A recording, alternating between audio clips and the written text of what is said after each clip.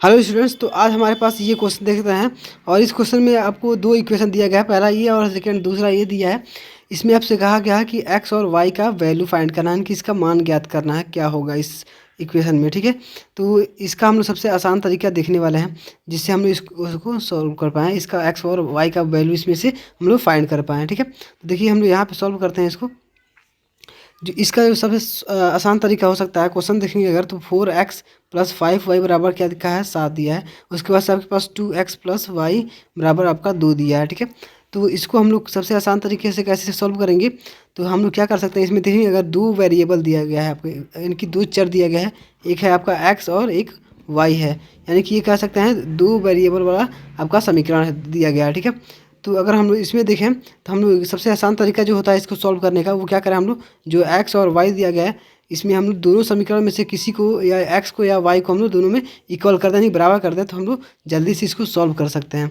जैसे मेरे ऊपर है आपका 4x है, नीचे है 2x है। ठीक है, तो अगर हम इन दोनों को इक्वल कर दें, या आपके पास ऊपर 5y है, नीचे आपका y है, तो इन दोनों को हम लोग इक्वल करते हैं, तो हम लोग इसको बहुत जल्दी सॉल्व कर सकते हैं। तो चलिए यही करते हैं। तो हम लोग x वाले को, जो 2x है, इसको हम लोग 4x के बराबर कर देते हैं, तो ये सबसे आसान हो जाएगा। ठीक है, तो चलिए सबसे पहले हम लोग इस समीकरण को मान लेते हैं। पहला हमारा जो यहाँ पर आएगा, ये हमारा समीकरण नंबर 1 है, और ये दूसरा है वो हमारा समीकरण नंबर 2 लिख लेते हैं। ठीक है, अब देखिए हम लोग को एक्स वाले पद को अगर बराबर करना है इसको, तो हम इसके लिए क्या करेंगे, नीचे वाले में 2 से गुणा कर देंगे। ठीक है, दोनों साइड में जो सेकंड समीकरण है, दूसरा समीकरण है, इन समीकरण में हम दोनों पक्षों में 2 से गुणा कर देंगे। तो यहाँ पर हम लोग करते हैं, तो यहाँ पे मैं इसको थोड़ा सा नीचे लिख देता हूँ। तो यहाँ पर हो जाएगा आपका 2x प्लस आपका है y, इन दोनों में हम लोग 2 से गुणा कर देते हैं, वैसे ही बराबर है, तो 2 गुणे 2।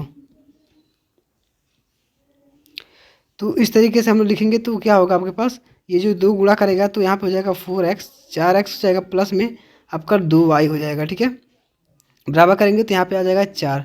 ठीक है, तो देखेंगे जो पहला समीकरण था और ये आपका जो अभी समीकरण आया है, इन दोनों में अगर देखा जाए तो पहला जो पद है x वाला, वो दोनों बराबर है, 4x बराबर हो गया है।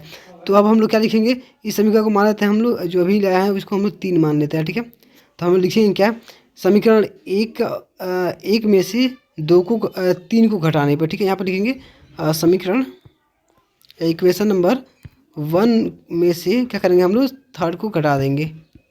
ठीक है, इस तरीके से जब घटाएंगे तो हमको क्या मिलेगा, यहाँ पे देखेंगे अगर 4x प्लस 5y बराबर 7 पहला है, और वैसे तीसरा कितना आया, 4x प्लस 2y बराबर आपका 4 आया है, कौन सा, आपका थर्ड सम वाला। अब इसको जब हम लोग घटाएंगे इसको, तो यहाँ पे माइनस, यहाँ भी माइनस, यहाँ भी माइनस। ठीक है, तो ये हमारा 0 हो जाएगा।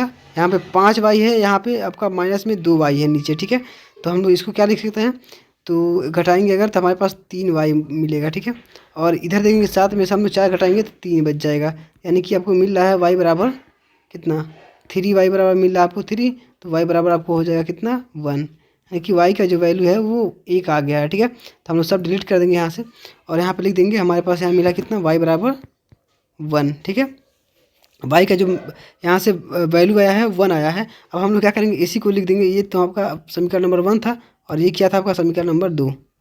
तो हम लिख देंगे क्या, कि y का मान चाहे 1 में रखिए चाहे 2 में रखिए, कोई किसी में भी जो y का वैल्यू है वो 1 में या 2 में रखेंगे, तो आपका जो वाला दूसरा निकल जाएगा। तो हम लिख देते हैं y का वैल्यू जो है उसको हम लोग समीकरण हम लोग 2 में रखने पर। ठीक है, इस तरीके से लिख देंगे। तो समीकरण 2 में जब रखेंगे तो यहाँ पर क्या हो जाएगा, 2x प्लस आपका 1 हो जाएगा y की जगह पे, बराबर 2। अब अगर लिखा तो एक इधर प्लस में इधर जाएगा तो माइनस हो जाएगा, तो क्या होगा आपके पास, 2x बराबर आपको मिलेगा 1। तो x का वैल्यू क्या आएगा, तो कहेंगे आप लोग 1/2 आ जाएगा, इधर मल्टीप्लाई में ही जाएगा, डिवाइड कर लेगा, तो ये आपका आंसर हो जाएगा। तो इसलिए इस तरीके से हम लोग लिखेंगे क्या, x का, यहाँ पे x का जो वैल्यू आया है वो आया आपका 1/2, और जो y का वैल्यू है वो कितना आया है, वो आया है 1। यही आपका आंसर हो जाएगा इस क्वेश्चन के लिए। तो इस वीडियो को एक लाइक करके अपने फ्रेंड्स में जरूर शेयर कर दीजिएगा, और इसी तरीके के क्वेश्चन के सॉल्यूशन के लिए इस चैनल को सब्सक्राइब कर लीजिएगा। चलिए, thanks for watching my video, जय हिंद।